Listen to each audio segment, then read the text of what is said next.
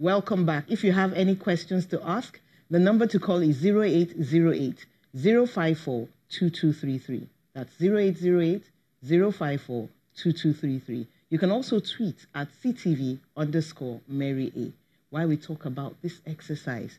So, can I actually calculate how much exercise I'm getting and how well I'm doing it without that wristwatch that they put on to measure the heart rate? Well, it is better if you can track it, because that will be most accurate and scientific.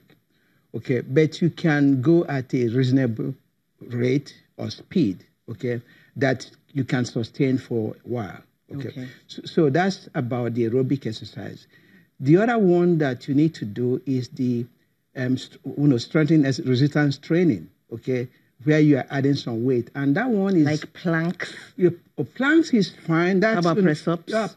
Push-up is fine. You can have, bells, exercise, different... So all of it is good? All of them are good, okay. What I'm trying to say is that the importance of resistance training is that it helps you add muscle mass. Okay. And the muscle is actually where you burn. 80% of the glucose is burned in the muscle. Okay. So the muscle is the furnace where you actually, so if you have more muscle mass, your basal metabolic rate is higher. In other words, even when you are sleepy, you are burning fat. You are burning this. So the more muscle you have, the more you burn. More exercise. Okay. So exercise is very important.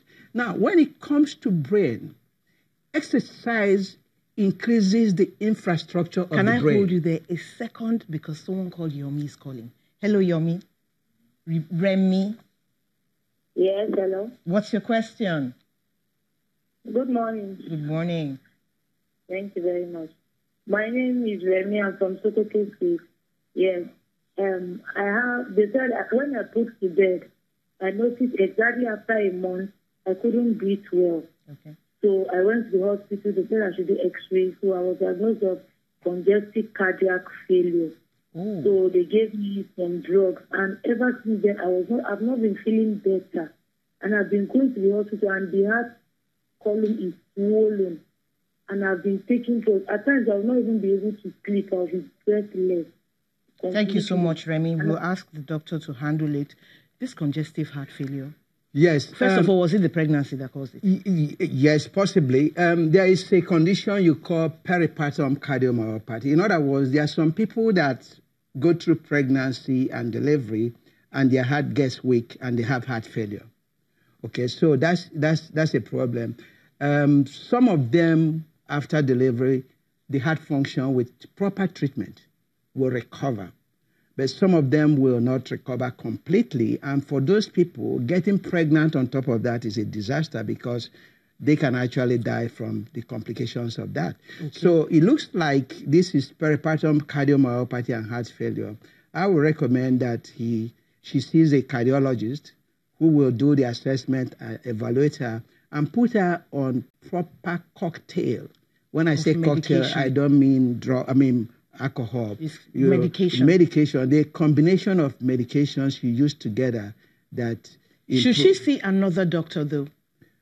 Because she's from Sokoto, right? Yes, that's right. She's from Sokoto. She needs to check out a cardiologist in the area that will do the proper assessment and put a cocktail of heart failure medication. Let's talk to Ma from Abuja. Hello, Ma. Are you there? Hello. Hello. Hello. Talk to us. Yeah, I'm calling from Abuja. You're welcome. Yeah, good afternoon.